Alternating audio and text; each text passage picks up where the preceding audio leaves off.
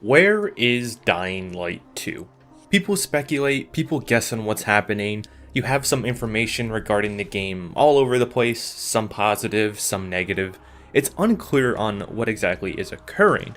However, I was able to do some research and gather some new information that has been slightly hidden away from us. As you would expect, Dying Light has a couple of social media platforms including Facebook, Twitter, and Instagram. Their Twitter and Instagram pages have been very active in providing information to the community. If you just have a question, you can just go to them and ask. So if we go in and take a look, from a week ago on their Instagram page, we have a user asking if Dying Light is still coming to the Xbox One and PlayStation 4. And the official reply was this: yup, PS4, Xbox One, and PC. However, this did not have any comment on the PlayStation 5 and the Xbox Series X or Series S. If we go and take a look at another comment, another user asked if Dying Light 2 was coming to next-gen consoles, and the reply stated this: it's coming out on PS4, Xbox One, and PC first, then we'll see about next-gen. And this is sending some mixed signals to some fans, because as we know, back in 2019, the team did say that the game was always going to be cross-gen. However, things have slightly changed from that perspective. Now they're taking the stance of, oh, we'll see about next-gen. And you probably have questions regarding this, I know. What does this exactly mean? Does this mean that the game is going to fall the same death of Dead Island 2? Not at all. This is a common thing. Developers do this all the time, especially when they have been working on a project for so long. Developers make their games cater towards certain systems at first, and in Dying Light 2's case, they've been in development for a long time. It's well over 3 years at this point. They're not yet familiar with any of the new hardware that was just made available to them. Take a game like GTA 5 that also took nearly 3 years to develop as well. It was released in September of 2013, and then 2 months later PlayStation 4 and Xbox One came out. It then took a whole nother year for Rockstar to develop and remaster the game onto the new system, which they then released on November 18th, 2014.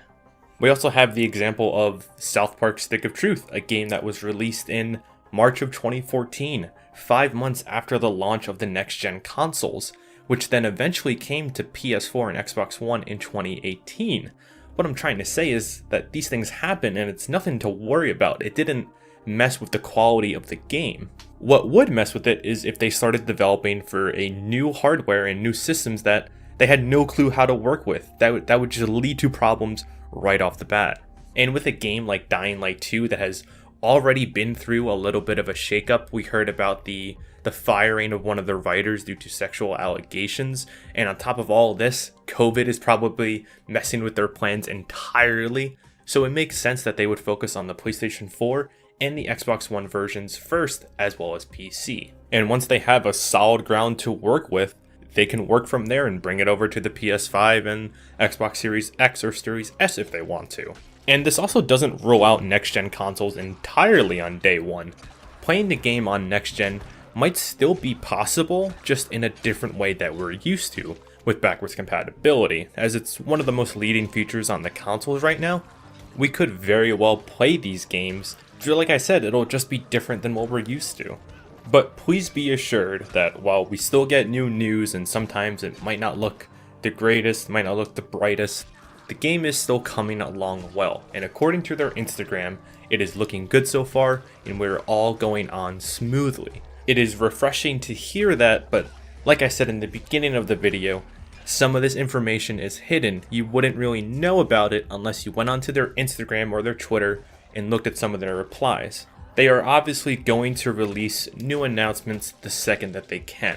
They probably don't want to fall into that loop that Cyberpunk has somewhat created, where it's delay after delay after delay.